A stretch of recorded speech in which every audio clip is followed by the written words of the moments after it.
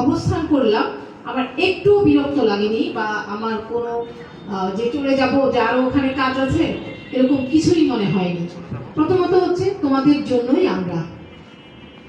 তোমরা আমাদের সন্তান তুল্য, তোমাদের জন্যই কিন্তু আমরা আছি। তোমরা না থাকলে আমাদের কোনো অস্তিত্ব নেই। তারপরে যে সুরেলা কণ্ঠে যে মানে হৃদয় ছুঁয়ে যায়, পবিত্র কোরআন থেকে তেলাওয়াত করলে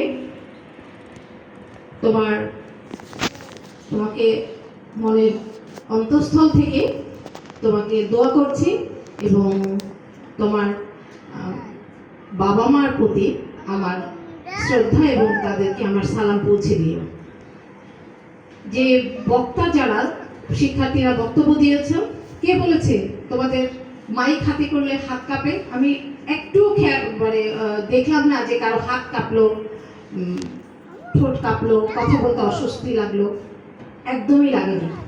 আমি এই কলেজে অল্প সময় ধরে আছি, 5 মাস প্রায়।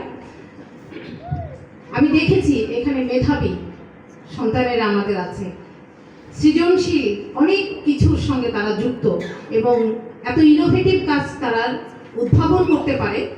আমি কিন্তু ইডেন কলেজের মতো একটা অনেক বড় প্রতিষ্ঠানে চাকরি করে এখানে এসেছি। অনেকে বলে যে বড় কলেজ থেকে ছোট কলেজে আসলে, মফস্বলে আসলে তাদের ভালো লাগে না।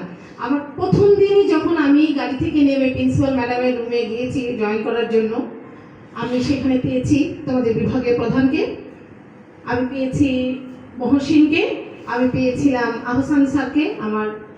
তখনই আমি দেখেছি এখানে আন্তরিকতা এই প্রতিষ্ঠানের। আর ধীরে ধীরে দেখেছি ছেলে মেয়েদের মধ্যে মেধা।